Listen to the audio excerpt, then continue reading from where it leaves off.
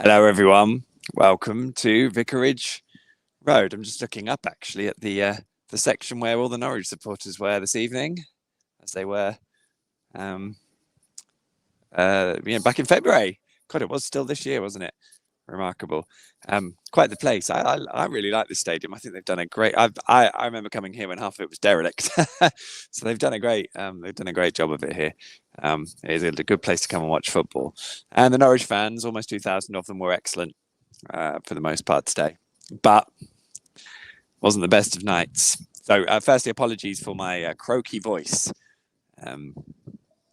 Just general background croakiness and kids having a cough. So we'll see how we get on, as I've got a date with Tifo tomorrow. But yes, anyway, enough of that. Let's concentrate on this, shall we? There's a lot to talk about tonight, a lot to pick apart. So we'll go straight into it. Norwich lost 2-1. They got a goal back just before half time. And for all the talk of how a couple of half-time substitutions and Norwich having a better balance in the second half and all this sort of stuff. They were a bit better, but by that point they really had given themselves too much to do. And I'm never a big fan of going on about how good the performance is when you're losing, because ultimately Watford, knew that they could be restrictive in what they did going forwards, and that it was essentially a job of keeping Norwich at bay. Which really they did. Grant Hanley struck the crossbar from a corner. There were a couple of moments, but Watford had their own moments in the second half as well, and over the course of the game had far the better chances and more shots on target and all that sort of stuff. So if anyone wants to give them a degree of credit for the second half performance, I think that has to be quite a small degree. The problem was the first half performance. And again, I agree with Dean Smith, not the first 10 minutes or so where it was fairly even. But basically there was a push on Josh Sargent in the box that Darren England, the referee, didn't give a penalty for, which I think he could have done. There was then a foul. Oh, now I can't remember who went down. But again, it was equally soft. I think it was Liam Gibbs. It was sort of a crossed runs. It might have been Ismail Essar. Yes, you could see why it was given, but also it was just as soft, and he could have quite easily given the one up at the other end about a minute earlier. Angus Gunn made the save. More on that in a minute. But Angus Gunn made the save from the penalty from Imran Louza, and it was a good save. But from that point on, Norwich had kind of lost their momentum, and they were 2-0 down after half an hour at that point, through two abysmal goals defensively, really. It's just no other way of putting it. And this off the back of, obviously, Preston, where they created their own issues defensively there as well. So they've got to get a grip of that, because they're just making life too difficult for themselves. And you don't get promoted if you defend like that, especially with the fact that Norwich are not a free-flowing attacking side. They're just not. They don't do that.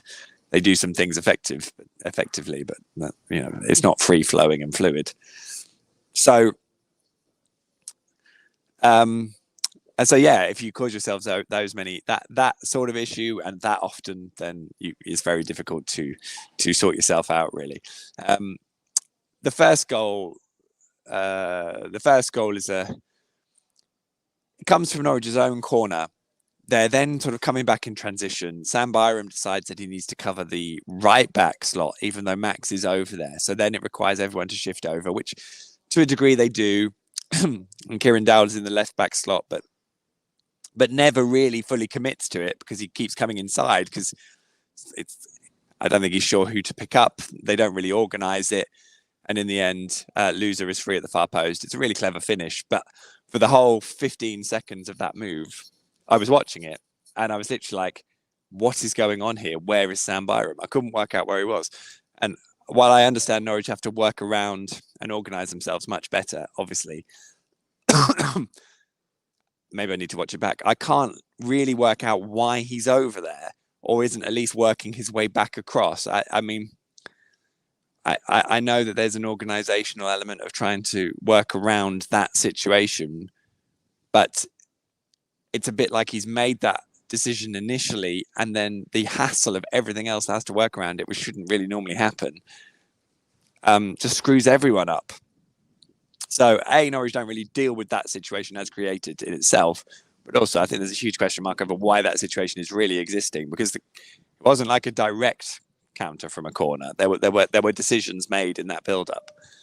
So it was just a really horrible goal to watch unfold. And again, one of those where I did just watch it unfolding. I literally, as the cross went in, was like, "Where is Sam? Where is Sam?" And it went in.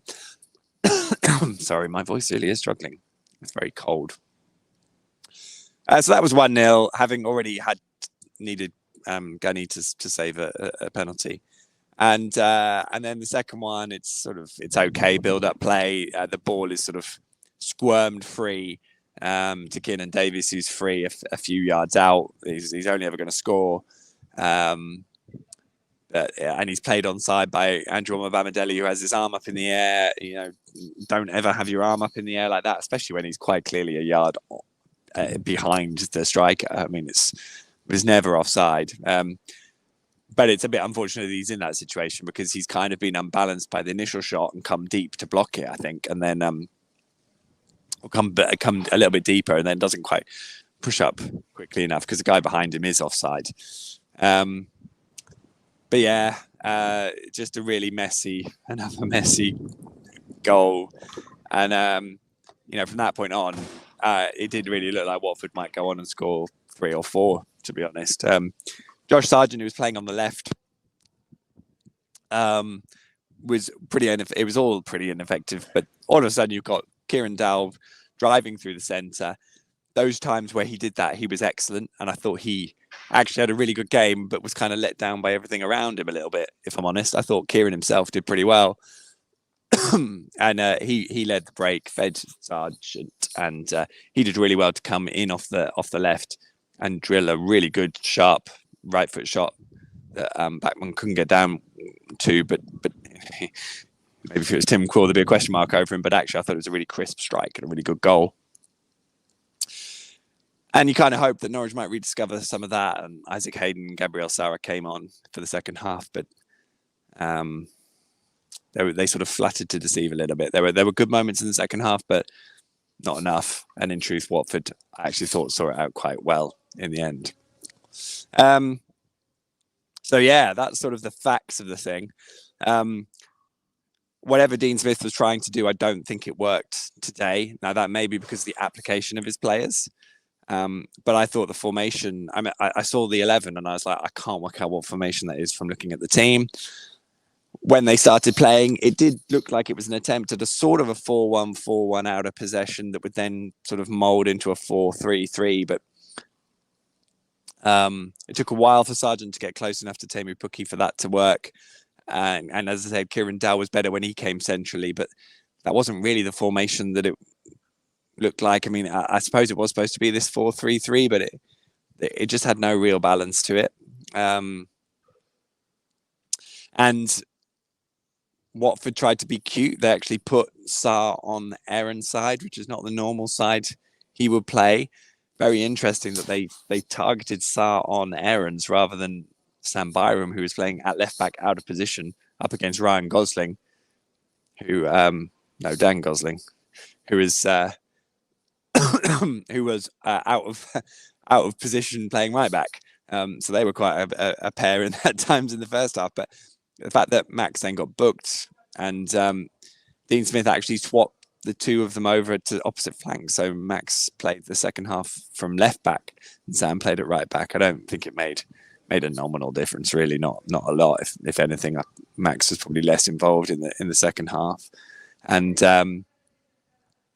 but Sarr had probably helped do a bit of damage then in the first half by that point anyway. But it's just really interesting that Dean Smith made that halftime change. I haven't seen that one before. I didn't really feel like the formation just didn't work in the first half. And I guess, Dean Smith may think it wasn't that, it was the personnel, because he made 2 changes, and that's fair. That's a fair point. But Isaac Hayden essentially just sat in front of the back 4. He could barely really move. Bless him. He has had no preseason. He's been out all year.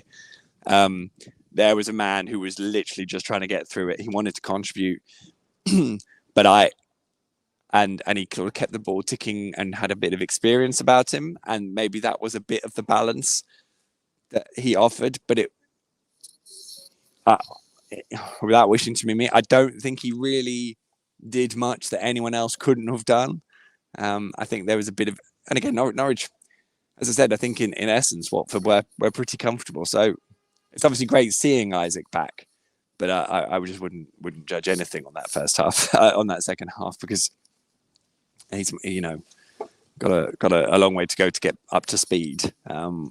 And also they've got to be really careful with him because he's been out for a while, and it has been a recurring issue with his knee. So we'll see how it pans out from here. Gabriel Sara, a lot of people sort of saying why he deserved to start. Why didn't he start? I mean, I can see why he doesn't, because I think in a physical game, he gets pressed out of it. I think he's still adjusting. I don't think he's quite ready for a start, if I'm honest, in terms of the pressing and the physicality of the games as yet. I think he's good for coming on and seeing if he can then influence them. But I think if he started, you'd see his shortfalls, which I think we saw against West Brom. So I think that's why he's not starting at the moment. So I don't really have much of an argument with that. I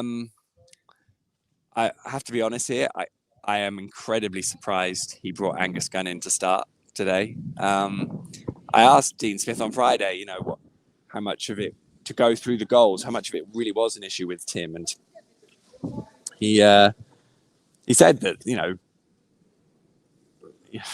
maybe he's a little bit unlucky with the deflection, but and this against Preston obviously, and that the second goal was a case of him, Max and Liam Gibbs having to sort it out amongst themselves. So it wasn't like these were major errors. I always think it's such a big thing to change your goalkeeper. Angus did well. He made a good penalty save. He did okay. I wouldn't have said he saved anything you wouldn't have expected him to. And also a couple of the saves squirted out in the middle of the penalty area. And if a Watford shirt gets onto that and sticks it in, we'd all be going, oh, I just think it was a big call, and I didn't really agree with it, if I'm honest. And it'll be interesting what happens now. So, I mean, I'm assuming Angus keeps it for the foreseeable. I mean, I guess so. But I think we had this chat on the On the Ball podcast. If you've got a discussion over which goalkeeper you're playing, it's not normally a good thing. Goalkeeper is normally a role you want to be settled. And but I can understand what Dean Smith said. He wanted the cultural aspect of showing that no one can be comfortable and everyone has to push on and push each other is important. So there we go. He said that in that change, and that will be something he will obviously have to stick to across his entire team, and I'm sure he will. I just found it a really fascinating call that he made tonight. And yeah, the only real downside on top of all that, great to see Todd Cantwell back and get some minutes on the pitch, by the way, as well. I thought he looked quite bright creatively when he came on. The only other thing to mention is Andrew Omobamidele went and had apparently twisted his ankle, or rolled his ankle. It's a little bit of a nasty challenge from João Pedro on him off the pitch, or he ended up off the pitch. And that would obviously be quite problematic if he's out for a number of weeks. But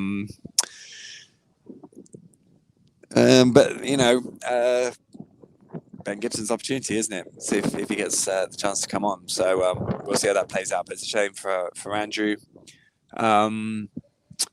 He is a young man and a young defender, and this is still his first full season. And it's been the odd mistake creeping in, having been pretty good at the start of the season. So sometimes these things happen for a reason. But certainly hope he'll be speedily back and full strength, and very sharpish.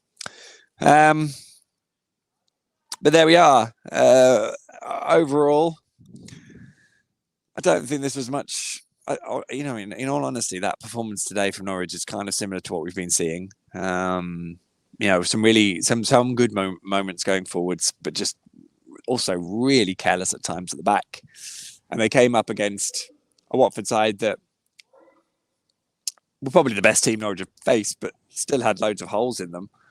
I didn't look at that fixture tonight thinking that's a Premier League clash, because I think both sides are short of it. And this has been nagging me all since the season started. Where is the hunger of these players? Where is the the drive to go again, and the quality to show that they can grab things by the scruff of the neck? Because there should be enough quality in this team to finish comfortably above the majority of teams in the Championship, especially this season. And I'm quite a believer, and always have been actually, that to get promoted from the Championship, you only really need to beat all the dross. A bit harsh, but you only need to beat or look better than 15 of the 24 teams. If you can do that, then you will lose your game to the better sides, but you'll probably get enough points to finish in the top two.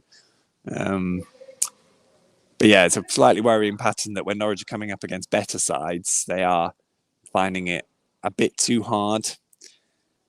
And there were elements of that in previous successful campaigns, but this is looking a little bit more hard work than those.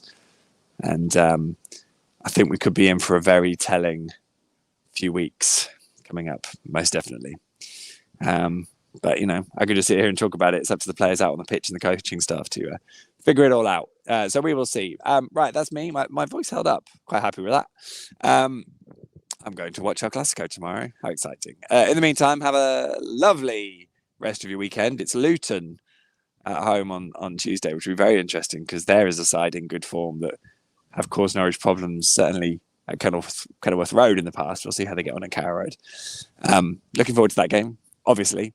And I'll be there. So I'll speak to you then. I will do an On The Ball podcast on Monday. So you'll grab that on Monday night in all the usual places, hopefully. And in the meantime, take care of yourselves. I'll remove that. We're seeing quite enough of that. Have fun. Look after yourselves and sleep tight. Don't have nightmares. And enjoy the away end. I guess we'll be back again next year. Maybe not. Who knows? To be decided. Bye. I can't get my head out of the shot. Never mind. It doesn't matter. Bye.